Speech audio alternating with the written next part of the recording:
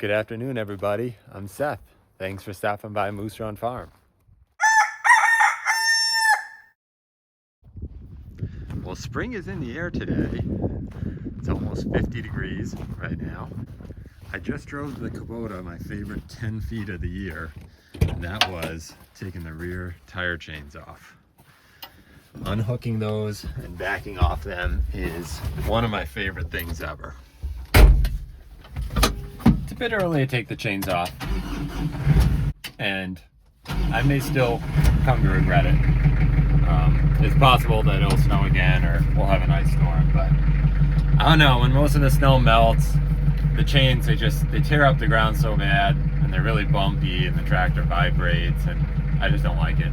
As soon as I can take them off, I take them off. I feel like I'm always late putting them on, and it's icy and cold out, and I'm trying to get them on. And I feel like I'm usually a little late taking them off, and then they're all loaded with mud and dirt, and they're just a mess. So I tried to be ahead of the game this year, because in the past I haven't. We're unloading a couple round bales. I got 3 round bales from my friend Baird. Thankfully he's kind and he's helped me out a bit this year. I ended up a bit short. We had bought several round bales, 20 or 22. I'll put this down and get a better grip on it here. And they ended up not being very good. The person we bought them from wasn't too honest with us, and they weren't really feedable to our animals. So we ended up being short on hay and short on money.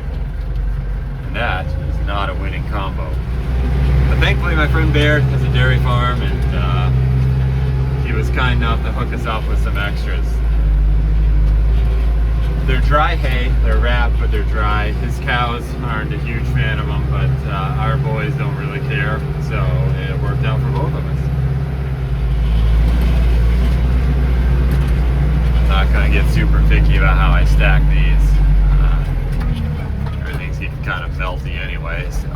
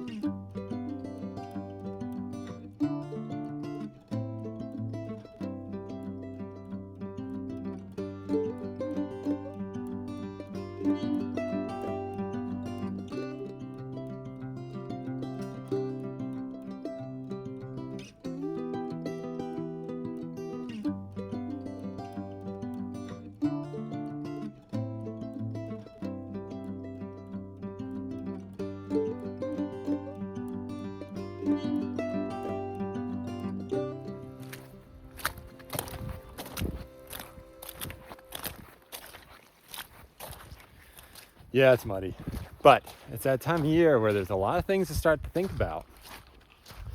And one of the biggest ones I'm starting to think about is haying and our hay season and how that's going to look, how we're going to accomplish it, and if our equipment's all set and ready. Hey boys, are you grumpy? Are you bored? Are you bored and grumpy? The boys have been shut in off of their wintering paddock because everything's melting and it's muddy out there, and I don't want them to tear it up. So you're confined to the pad, you poor boys. The reality is, when you don't have pasture to waste, which we don't, you have to be very careful when you let the animals out and where you let them out and for how long.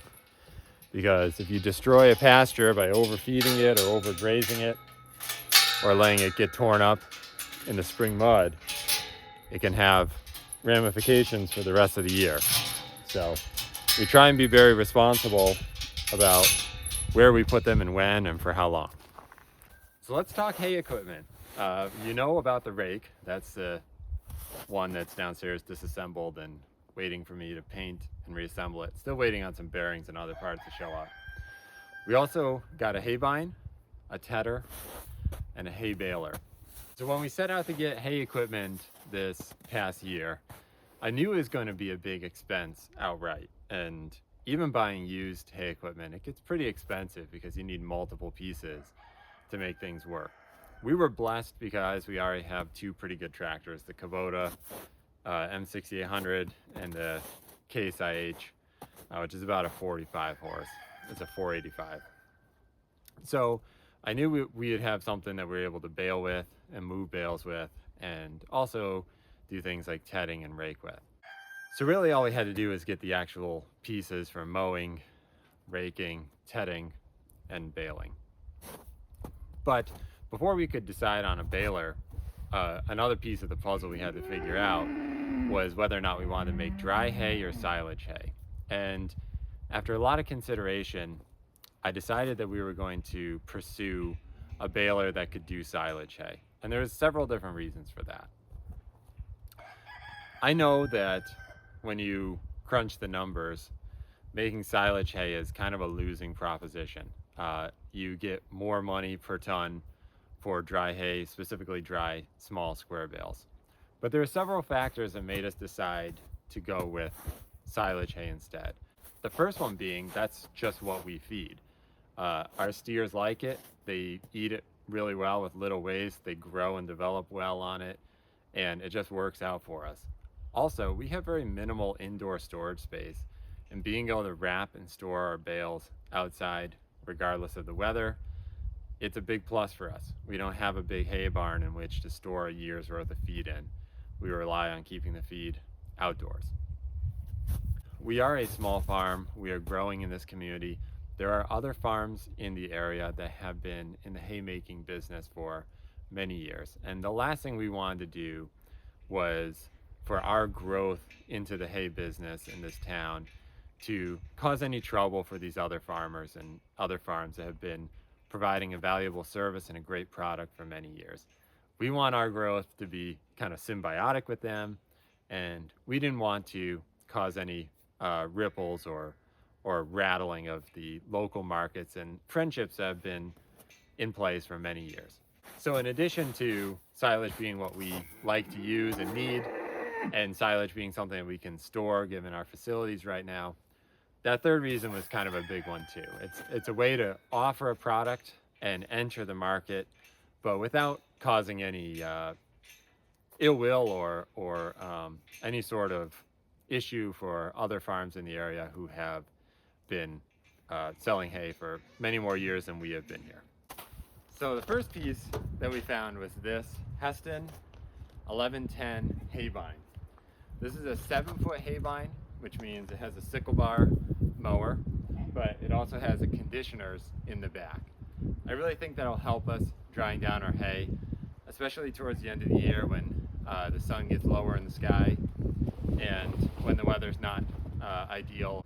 I'm really excited about this hay bine. Everything I read online when I researched it, people really loved it. They loved it because of its simplicity and because it lacks two primary things that were an issue with these older model hay bines, and that is the wobble box and the maintenance item that is, and the delamination of conditioning rollers.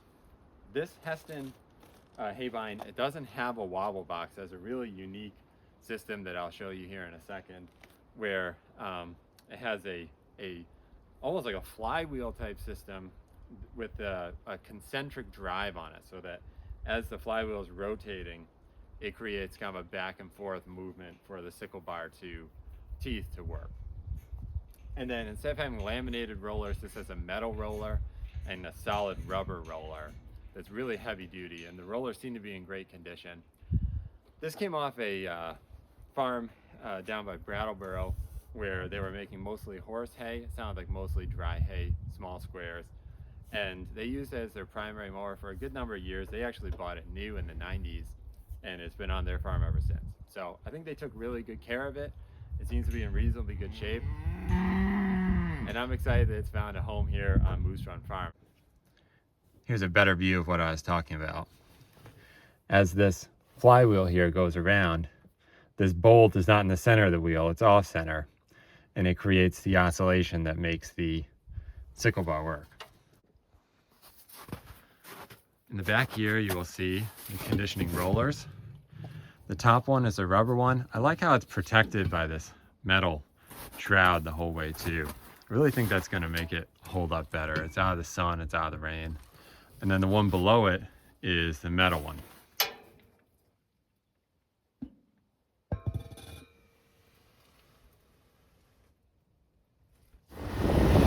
Let's go see what else we got.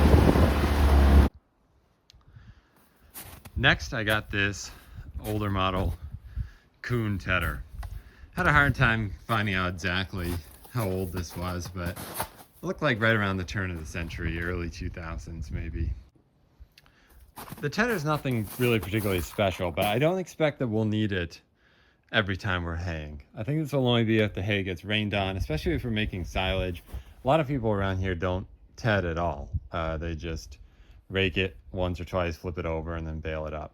So I don't think we'll need it all the time, but I did like this one because the way that I can't probably expand it here because of the snow, but the way these arms folded out, it was super simple. They fold right over, and then this round part pops in here. And they basically just lined up on their own really easily. And I thought, you know, that'll be good if Sandy wants to take the tedder up and just do a little stirring of the hay, mixing, drying. That might be a good job for her that she'd feel pretty comfortable doing. And I think that she'll have no problem making this tedder expand and fold again. The tedder that I grew up working with, it was like a battle every time you wanted to get these arms folded out. And it had pins similar to this, but everything had to be lined up just right to get the pin to fit in. And usually you were dripping sweat off your nose and had your hands all greasy by the time you got the tedder into a working position. So when I saw this, I thought, you know, it's probably a little lighter duty, but I think it's going to work great for what we need, and I think it's something Sandy could handle no problem, and so I liked it for those reasons, and I thought, you know, this is probably a good tedder for us to start with.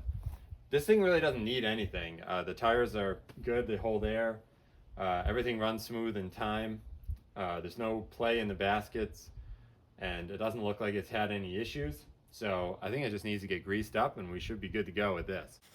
So we talked about the rake, the tedder, the hay vine. The last piece, of course, is the baler.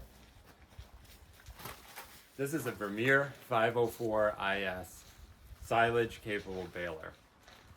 The best I can figure is around a 1995, mid-90s model. This came from a farm in central New York, kind of the Finger Lakes region. It was a bit of a pain to get it home. It was quite a trip, and thankfully my little brother Noah helped me get it back, but it was a long day.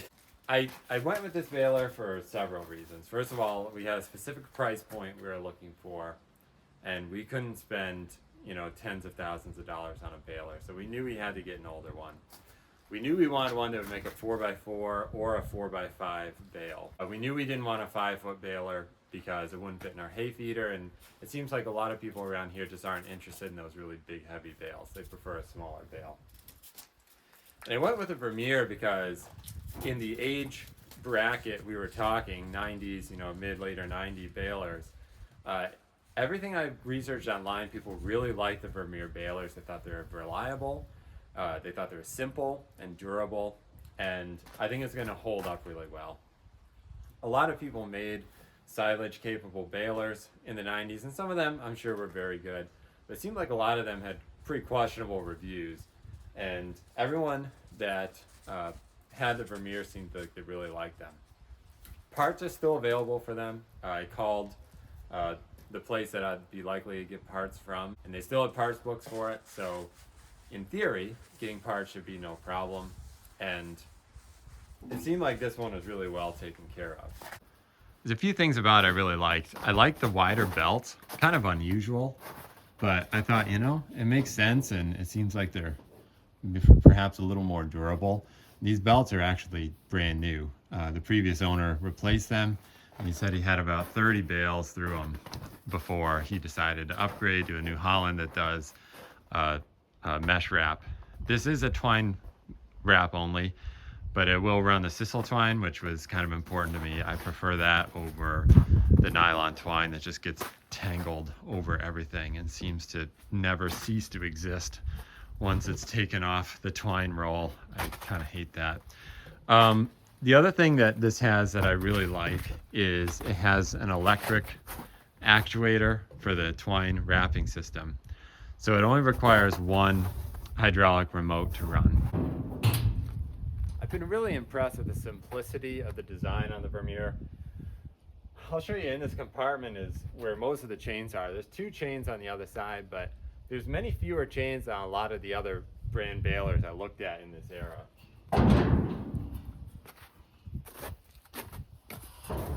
Everything's pretty easy to see, pretty easy to figure out, and it just looks very serviceable. I don't know, just looking at it and the design of it, as a beginner, it just gave me some comfort and some assurance that this is going to be a good baler for me. It does have the oiler. The previous owner didn't use it. He just oiled the change himself. But this spring, I think we're going to take a look at that. I would like to see if I could figure it out. It seems really cool and clever to me. So if we can get that fixed up and running again, I would like to.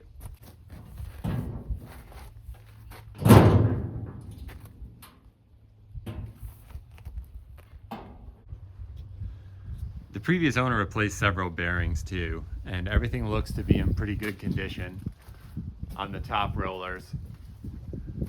We'll likely have to adjust some of the scrapers. He did not use it for silage, he mostly used it for dry hay. So we'll have to go through it and look at the scrapers and see if any of them need to be replaced.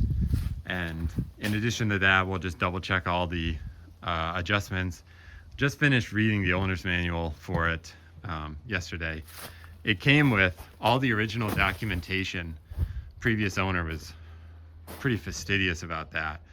And so that was really nice. I was able to read through, you know, the manufacturer manual for it, the operator's manual, and see all the specs that and adjustments that are supposed to be made. So we'll have some fun when it's a little warmer and we can get this out from under the cover, going through it and making sure that it is good to go. The one thing that I didn't have that I was hoping it would have is the wider flotation balloon tires. These are a pretty good sized tire, but they aren't the high flotation tires, and there's a little bit of dry rot. I expect that we'll get through this year just fine with them. I imagine they're original to this baler, and they've been on there a good number of years. It has a hydraulic tensioner. That was an add-on. A lot of the ones in this era just had spring tensioners, but this one had a hydraulic tensioner. The needle on the gauge is broken, and from what I've seen online, these gauges are really expensive, but I'm hoping I'll be able to find one that we can put on there so that I can see what the tension of each bale is. The Vermeer balers have these, they call them hay saver wheels, but Crowder wheels. I've never run a baler with these. So I'm curious to see how that works. I've always just had the gauge wheels that kind of allow the pickup to float along. But there's details in the manual about how to adjust them, and from what I read online, people really like them. They seem to work, so I'm willing to give it a try. It'll just be something new to learn. I think one of the final things that really sold me on the Vermeer baler was the size of it, or the lack thereof. It's a really compact, silage-capable baler. A lot of the silage balers just get pretty big, and I was worried that the Kubota would get pushed up and down, pushed down hills and struggle to pull it up hills. and it was just, they just got massive. And I really like that the Vermeer is pretty compact. Like, you see how big it is with me standing next to it here. I think it's going to be a really good fit for our small farm and for our introduction to haymaking. I think of all the pieces of equipment, I was the most nervous about buying the baler. Not only were there just a ton of different options, manufacturers, size, twine or mesh, silage capable or dry, you know, different configurations, you know, fixed chamber, variable chamber.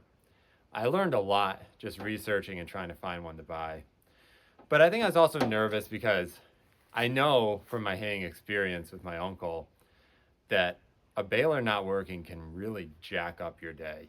You know, if you're ready to bale hay and something goes wrong with the baler, you risk a lot. You risk losing out on a lot of money and a lot of work and a lot of fuel and time. So it was important to me to get a baler that I had some confidence in. Everything that I read, all the research that I've done about the Vermeers, really gave me a lot of confidence in buying this baler. And when I met the gentleman I bought it from, I felt like it was a blessing. I really had even more confidence because it was very obvious that he really cared for it and that he cared for me and getting a good start with a first baler. He took a lot of his time explaining everything he had done to it and giving me extra spare parts that he had accumulated over the years. And I know that if I have any questions about it, he's going to be just a text away from me. I really felt like he was very honest. And of all the purchases, I had the most confidence in buying this one. And I think that that's really a blessing. And I'm pretty thankful for that.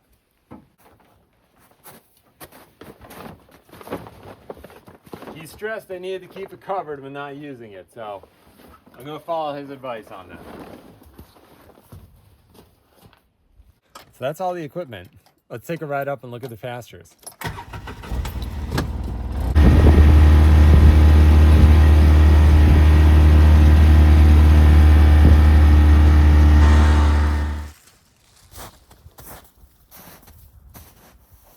This is one of our main pastures, not only for rotational grazing, but also hay production this year. This pasture is owned by a very generous family in my town that shares our dream and our vision and is being really kind and letting us enter into a kind of a land use agreement with them. We maintain it and we keep the animals here, and they're being really generous to us and helping our dream come true. So we really appreciate them. It's a beautiful pasture. It's going to be warm the next couple of days. We're going to get about an inch of rain by the looks. After that, I'll probably come up here and do some spring soil samples. We did soil samples last year, but we did some wood ash and some compost since then, so I'd like to see where we're at and if things are improving. We'll probably aerate again and spread some more compost and maybe some fertilizer this year, depending on what the soil samples come back at. But we still got a little bit of snow to lose. Go on, Pop. Go on in. So that's it for today, guys. Thanks for joining. Thanks for watching. Please like, subscribe, share.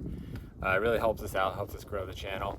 Stay tuned as the weather improves. We'll definitely be digging into the equipment a bit more and taking them out one by one and going through them. And there'll be a lot to learn and for me, and a lot to show you as we do that. So please stay tuned, and thanks for watching this video. Have a great day.